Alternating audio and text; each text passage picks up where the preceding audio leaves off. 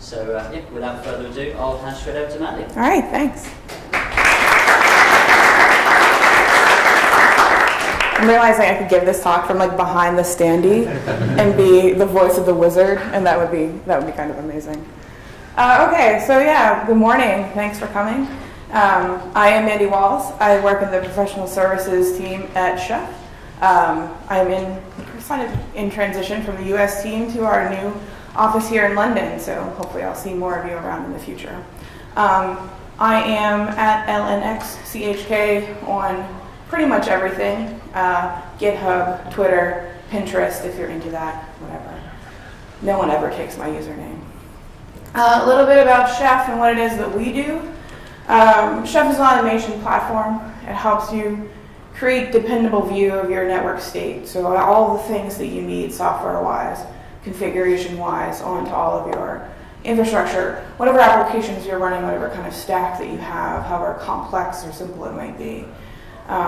It allows you to define dependencies between different parts of your infrastructure, whether it's as simple as a database login or accessing another cluster of storage or something like that. It helps you be fault tolerant and secure and keep all of those things sort of managed together. So you're not familiar with configuration management in that sort of new context. We sort of play in that space.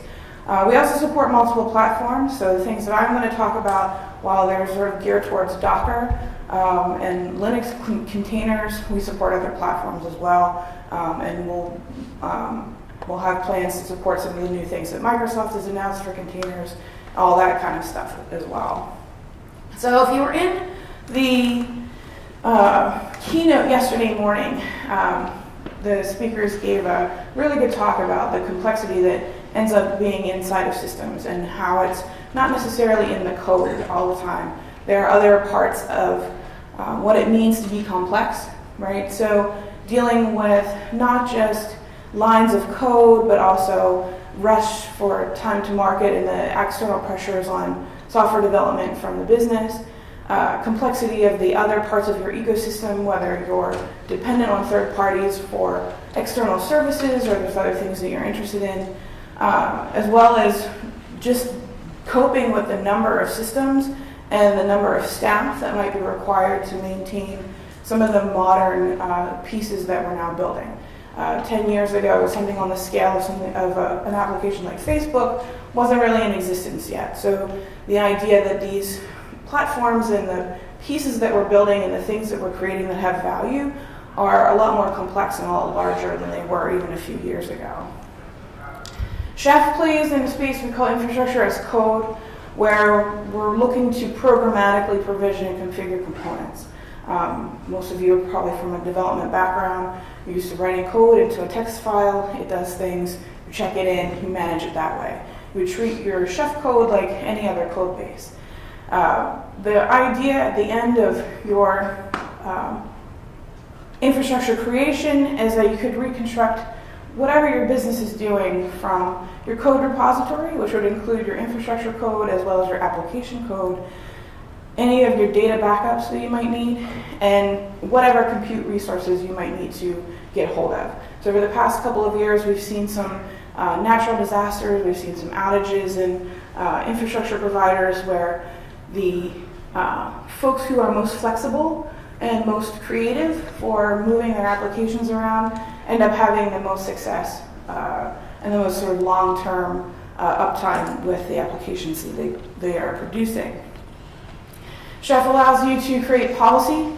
So my policy is I run Apache and I define what that looks like, and it goes into my infrastructure in a way that is programmatic and declared. And then we ensure that all of our nodes meet with this policy. And it could be anything. It doesn't necessarily have to be packages that are installed. It can be security features. It can be login information for external services, all those things. So our goals, we're looking for a way to share the same configuration components with everyone on the team. Again, in the keynote yesterday, the idea that not everyone on the team has to be an expert in every single component of a complex system. And Chef is another mechanism for allowing you to sort of disseminate information or disseminate skills across the entire team, but also then share them back into the shared infrastructure. So there are components to Chef, we refer to our infrastructure components in cookbooks.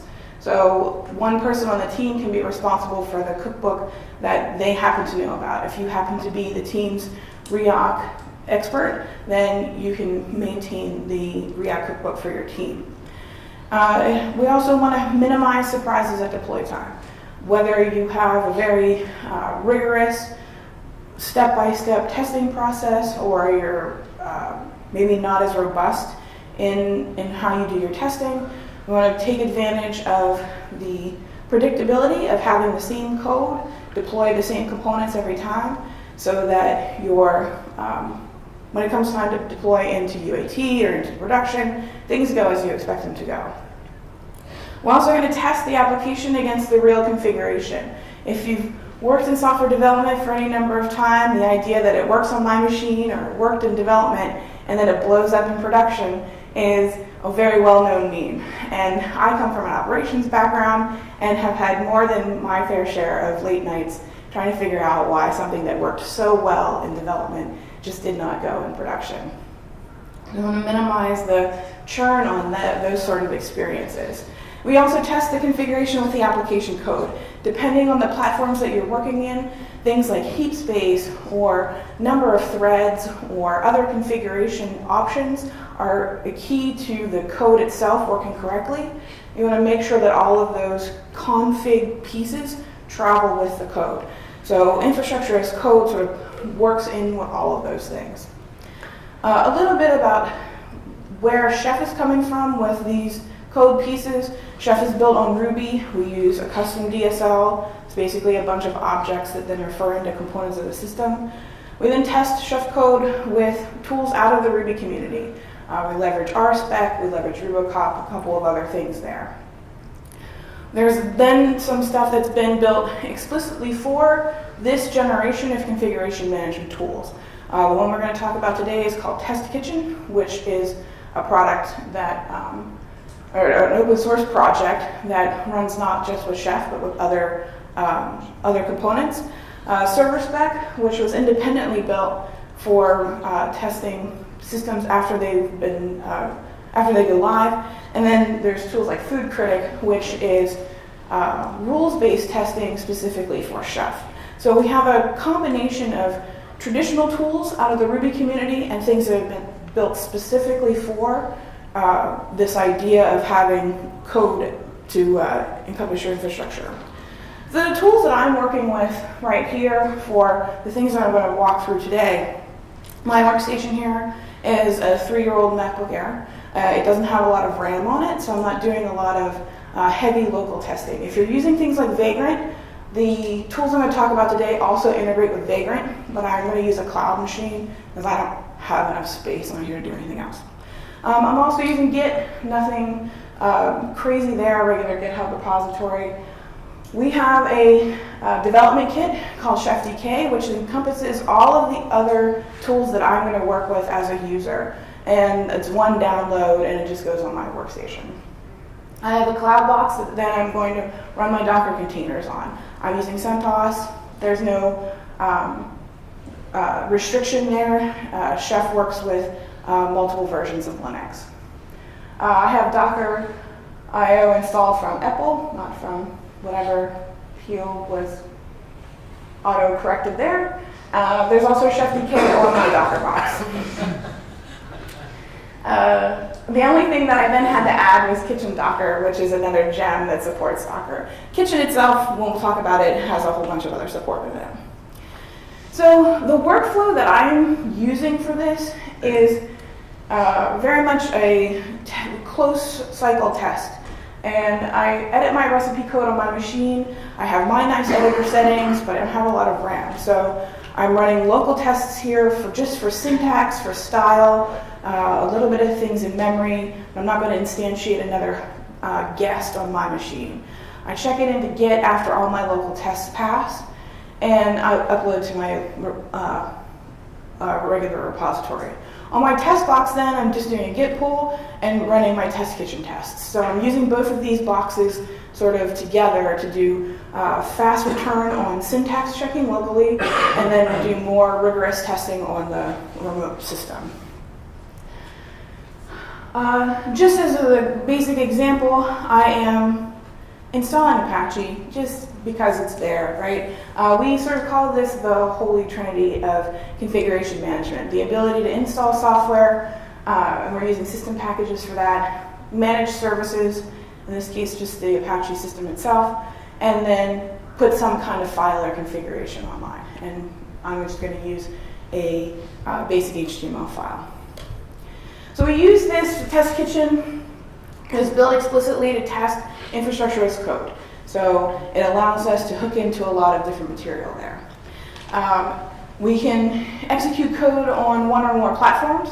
I can have drivers for, in this case I'm going to use CentOS. I could also use Ubuntu, other images that I have available, whether they're in my maybe VMware cluster, or I have them here on my Vagrant, or they're in a cloud somewhere. All those sorts of things become available. It has a driver plugin so that I can use not just Docker, like we're going to see here, Vagrant, which is built in, but a number of other infrastructure providers, wherever I may have things that look like what's going to be in production. If my production systems are going to run in EC2, then I should have the ability to test pretty easily with systems that are in EC2. If they're in DigitalOcean, if they're in Google Compute, wherever they might be. There's also support for other testing frameworks. We'll look at a couple. There's also others that tend to emerge and are sort of platform specific. Test Kitchen has one primary config file, and it's called it's the kitchen.yml file. This travels with every chef cookbook. So chef cookbook that encompasses a single component of the software, whether it's my web server or it's my container server or it's a database server or whatever it is. My kitchen YAML file allows me to create a custom environment to test that code against. So that if I'm loading up a new schema in my database, I can have a kitchen.yml to test that. I have a driver that specifies my virtualization platform or my cloud provider, wherever I'm going to load this system up to test. I have a provisioner that allows me to use, in this case, Chef, but there are other provisioners available. My target platforms, I can target a single platform, single version, or I can have Test Kitchen instantiate lots of different systems at the same time. So if I have a requirement that I need multiple versions of CentOS, or if I need to be able to run this on CentOS and Ubuntu, I can launch all of those things and test against them at the same time. So it really shortens that cycle. And finally, the suites are how to specify what actual software goes on these test systems. In my case, I'm only going to run something very simple today. So you see what it ends up looking like. My driver, in this case, is Docker. So I have a machine, it has Docker services running and ready to go, so I can instantiate a new container. But Test Kitchen is going to take care of all the details for me. I'm using, my provisioner is Chef, in this case Chef 0, and there's more information about that on our documentation. The platform I've chosen here, CentOS 6.4, just because it was there, right? The driver config, I'm going to do some port forwarding, very simple, to allow me to test against the service that's going to be running in the container. And then finally, I'm only going to launch one single recipe for my Apache web server. These can be fairly complex. In the driver section, if I were to use an infrastructure as a service provider, I can put in all the keys and my authentication bits. I can choose specific AMIs if I happen to be on Amazon, or images, or regions in another provider, so that I can be very, very explicit about what I'm expecting to test against, so that my outcomes match what I'm expecting to have in production. So I'm going to create a Docker container. It's going to have CentOS 6.4. I didn't specify anything there, so it's going to pull things out of the central Docker hub for those things for me. I'm testing a web app, so I'm going to forward port 80, and I'm just going to load up this web server that happens to meet my team's configuration for Apache. One of the things about using something like Chef DK, the way the Chef ecosystem works, I can rely on things that have already been produced by my team. So there's dependency management built in, so that if someone else in my team, the DBAs, have specified here's our approved version of loading up MySQL on a database server, then I can make use of that material as well. So Kitchen Create goes through, it abstracts out all of the dirty business of creating a container and making sure that it's running okay and doing all the port forwarding configuration, and it instantiates that piece here. If I was using another provider for infrastructure as a service or even for Vagrant, it would do the same thing. Go out to the provider, talk to the API with my credentials, instantiate the system as I've required in my system. If I'm using Vagrant, I can specify what box to use, what image that I need, those sorts of things, and it would do all of that for me. Docker running. So now I have the container. It's leveraging the regular Docker CLI tools, so there's nothing special about a kitchen Docker container versus a regular Docker container. So again, interact with the containers the same way. Here's my container ID, the image that it was built off of. Here's the command that's running. We do, when Test Kitchen runs, run SSHD on it, so I can log into that container. Maybe not what you do if you were running containers in other environments, but it helps when we're testing. I have then my port forwarding, so I know what's going on there. Kitchen Converge is the next step. So once I have the system up and running, and different providers maybe take different amount of time. So if I'm waiting for a system to be instantiated in the cloud, it may take a couple of minutes. I'm using Docker, it's just pretty quick, right? It just kind of comes up and 30 seconds later, so it's ready to go. The next step is to converge it, and that is Chef taking the system as it stands now versus what's been specified in my recipe policy and making the system match. So in this case, I've asked it to install an HTTP package. So it starts the service, enables it at boot time, and then writes in my page that I wanted. So all of those things happen automatically. Once I've converged it, I can ask Kitchen what's going on with the systems that it knows about. If I have more than one system that I'm testing against, they'll be here in a list. So if I had to test against Ubuntu or something else, I could have another one here. If they had different drivers, it would let me know. In this case, I have one system.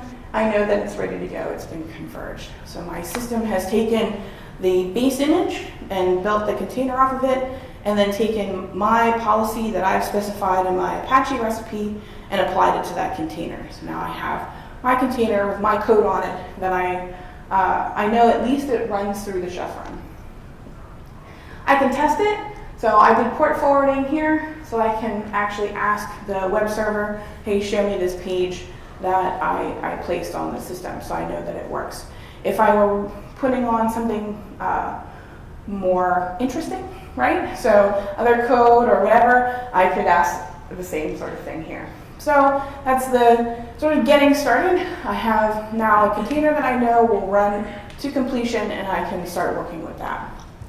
The other plugins that Kitchen has available, you can see a lot of different IaaS providers.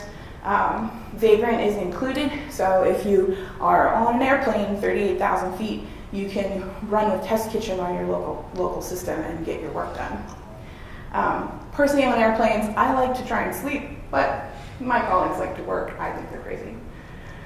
So we're working against reliable configuration, right? We're provisioning onto platforms that hopefully match production as close as possible.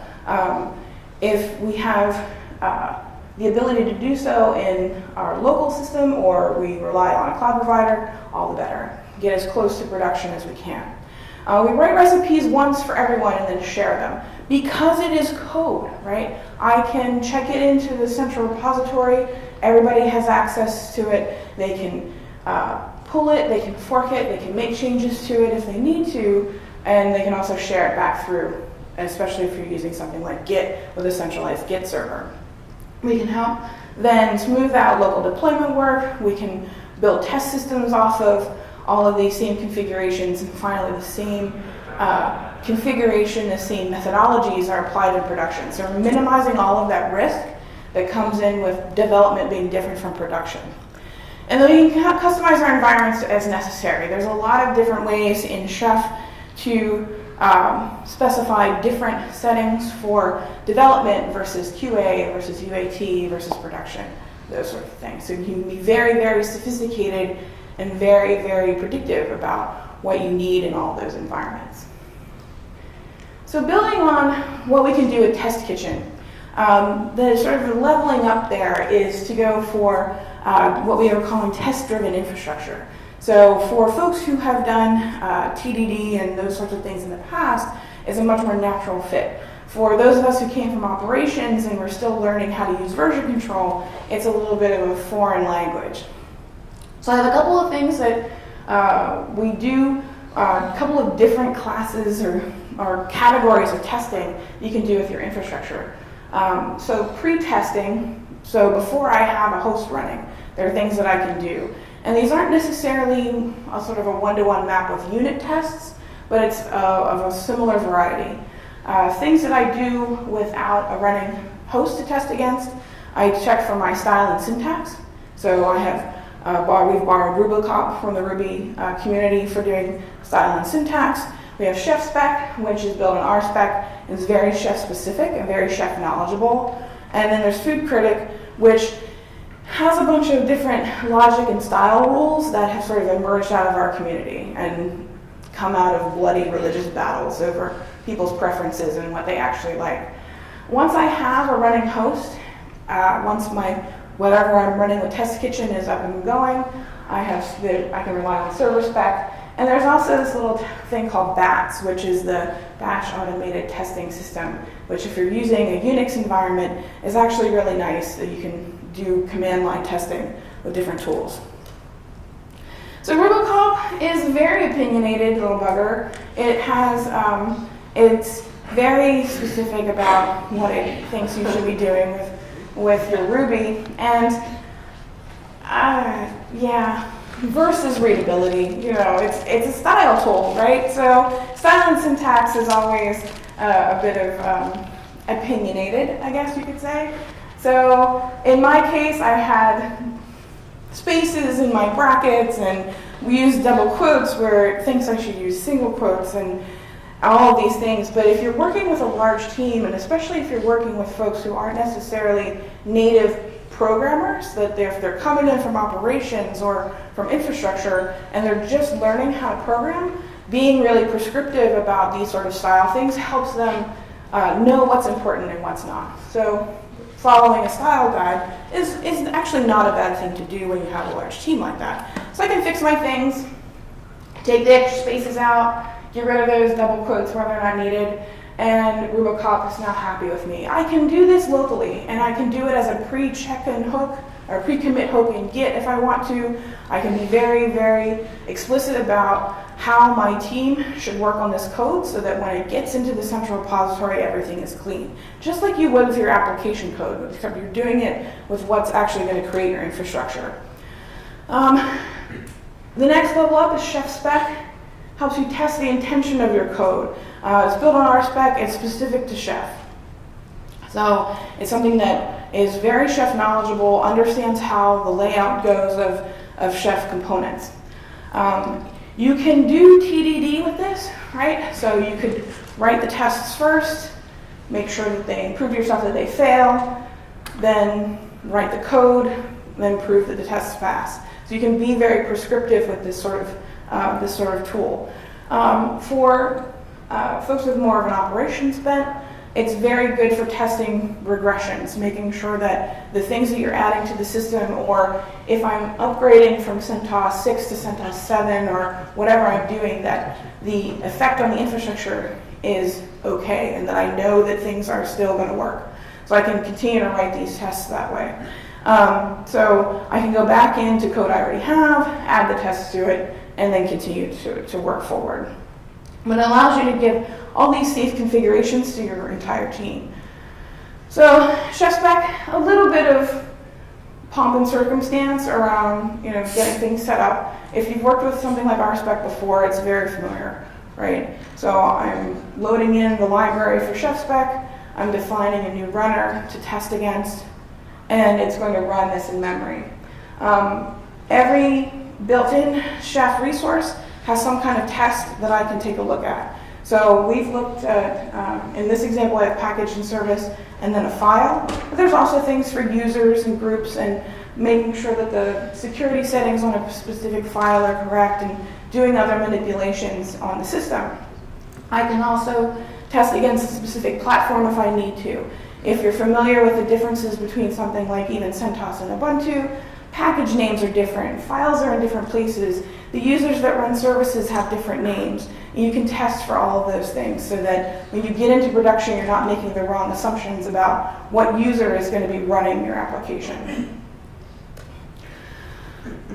I run it against my units. I have one test that I ran, everything is good to go. So I know that when I check this code in, it's at least going to pass to that manner. Serverspec is another test. So this one is post instantiation, so I have a host. It was put together by, I don't actually know his name, he's a Japanese man. And he launched it, at least announced it a couple of years ago at the Velocity conference. So it's a very interesting component of your testing workflow in that you can make requests against services on their running system to test that they're doing the things that you want to. We will run it from Test Kitchen at the end of a kitchen converge. So in this case, I have my Docker container, it has my Apache service on it, and then I can test against it. It's not necessarily dependent on Chef. So if you're not using a configuration management system yet, you can still actually use Serverspec by itself. And there's a couple of pretty good tutorials online for doing that. So that, especially if you're still getting yourself sort of up to speed with monitoring and how you check your systems in production, you can start with something like Serverspec to sort of give you an idea of how your systems are going to respond to either artificial testing or other requests.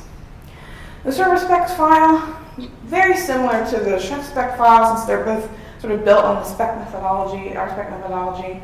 I have requirements for my Apache package, so here's my package to be installed. I have an expectation that my service is going to be running, and then I'm going to expect that it's going to be listening on port 80. Finally, I come down here, and this is sort of a continuation of this file. I'm going to actually run a command to test that convergence. So when I was running this by hand, I ran my converge, I do curl localhost from my command line. I'm doing the same thing for my testing environment, right? So that this same code that I knew gave me the response that I wanted, I can automate into my Serverspec testing. So if I was going to put this into an automated build system, whether I'm using Jenkins or something else, then I get the good return back from Serverspec saying, hey, it matched everything that you asked for, and I'm not doing that manually. And this could be more robust. I could be looking for 200 return code. I could be looking for a specific thing in the actual code that gets loaded in the page, whatever else there, if I happen to be writing a web service. I add this to my system, and I come back over to my Docker host in the cloud, and I say, all right, run kitchen verify. So I have a Docker container up and running. It already has my service in it. This is the command to ask it to verify, run all the tests against that live running system. If I were doing this against a cloud machine, same sort of idea. I have the instance already up, and I verify against the services. So it tells me what's going on. I have my Apache service installed, running, listening on the correct port, and it displays my home page. And I've passed all of my tests. So I know that the code that I have that's ready to go has at least met these requirements. Kitchen verify, it runs the tests on the instance that's already running. So I do the create, I do a first converge, and then I can do verify. And as I'm making changes, I can continue to do that converge and verify loop. So I have Maybe I've deployed a new piece of code or a new version of my API. I can use that loop over and over again to begin to test against. Super helpful if it takes a long time for the instance that you're using to build, whether it's on your own internal hosts or on another infrastructure provider. Kitchen test is from the very beginning. It starts out with a brand new instance. So if there's one running, it takes it down, builds a new instance, reconverges it, and then runs all of your tests, and then tears it down. So that you can actually use this on a test environment for something like Jenkins. It comes back with a good return. You know that the tests all passed. No one had to get in there and provision any of the hosts. All of it was done by Test Kitchen automatically, and you can do that again against any of the other infrastructure providers. It's nice for the different workflow, right? So your users watching tests doing active development is still using the same set of tests, the same tools that you can use then later on in integration builds and other things from a test system. With Docker, this is super, super fast because the containers come up right away. So other resources. We have other work that we are doing with containers. So Chef and Docker, there's still sort of an emerging workflow with how you work with containers, what you expect them to sort of do, whether or not you would actually run containers in production, those sorts of things. Chef Container allows you to specify containers, build them, maintain your sort of container farm, right? So as the longer the life of the container, like any other image, there comes a time when you want to go into it and update systems for bug fixes or security fixes or any of those sorts of things, and rebuild the layers that might be affected by something like Poodle or Heartbleed or whatever. So something like Chef Container can help you create and deploy those images as you need to. It interacts with the Docker services and all of those sorts of things. The rest of the information about all the testing tools, some of them you'll see are ours and some of them are sort of external. Again, Food Critic. Oh, I missed the Food Critic URL. Bats, if you do a Google search, like all good tools, Bats is impossible to find, but it is there. And GitHub, there's more on ChefDK. So if you are sort of familiar with Chef and have a Chef workflow or have been working with Chef a little bit, we had a food fight show with our engineering team to sort of go through what we're doing with ChefDK to add in all the tools and create a more robust ecosystem there. There's more on this workflow. We've been sort of iterating on this. This was the first version of this was an early version of the Docker integration we did as a training in April with mixed results, right? Because it's super early for a lot of the tools, but it's also up. And I'll post these slides and tweet it out later, so if you want the URLs, they will be there. More about us, if you're interested in Chef, we are getchef.com. We also have tutorials online at learnchef.com. Our documentation is up. We have a community sharing site called the Supermarket. So if you happen to be new to Chef and you want to know how to run React or Hadoop or MySQL or Postgres with Chef, there's folks in our community who have been nice enough to publish and open source all of those components. We have lots of videos and webinars and things on our YouTube channel. We also hang out in Freenode, in Pound Chef and Pound Chef Hacking, and we're on Twitter. There is a meetup if you happen to be here in London. There is a Chef Users meetup. It was last night, that's fine. We do it every month or so. And we're starting other meetups in other cities in Europe if you happen to not be based here in London. So, we'll open it up to whatever you want to ask about Chef, really. So, yeah. How do you and Chef regard Puppet's sort of jumping over seclusion? Is it irrelevant? Does it seem bonkers to you? Well, we run Erlang, so, No, what we've seen, I think, and what Puppet has seen as well, is that as infrastructures get more complex, the requirements for the centralized configuration are more and more intense. And we legitimately did do a rewrite. So we went through the same process. A couple of years ago, all of our Chef server components were in Ruby, and that was not getting us the performance that we needed. And it took us a significant investment, but we rewrote the server components in Erlang. Similar goal, I think, to what Puppet has, is that the centralized Puppet master has performance constraints. And in order to really address these more complex and larger environments, it has to be more performant. I think that's what they're after. We sympathize. This is a lot of work. We just finished our rewrite. We had originally started with CouchDB as our backend because the system holds information about all the nodes in a JSON document. Couch, JSON data store seemed like a good idea at the time. Wasn't meeting our needs. So did a bake-off, data stores, different databases, NoSQL, whatever, ended up launching onto Postgres. And that has another significant rewrite that we just finished. Performance boost again for that.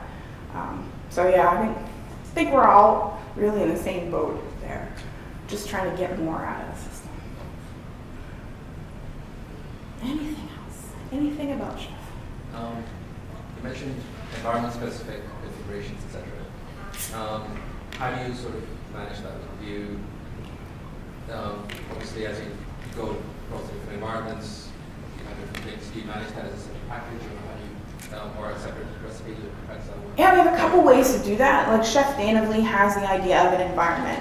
So an environment itself, and we're moving towards something a little bit more robust called policy file, but in the current versions, the environment actually is encapsulation of a bit of data. And you can constrain cookbook versions there, but you can also push pieces of configuration. So if in development, I want my engineers to be able to restart the web service, so I put it on a high port so they don't have root. So the web service runs on port 8080 in development. I can specify that as what we call an attribute for the development environment. And then when I get to production environment runs on port 80 or whatever is required by my load balancer, and all of that's very configurable for as many environments as I need, whether I have just a dev, QA, and prod, or I have multiple levels of testing, or I have different environments for different infrastructure providers that I'm using, whatever I need to do there. So it's very well encapsulated in that methodology. And externalizing properties that maybe production ops want to know, like passwords and stuff.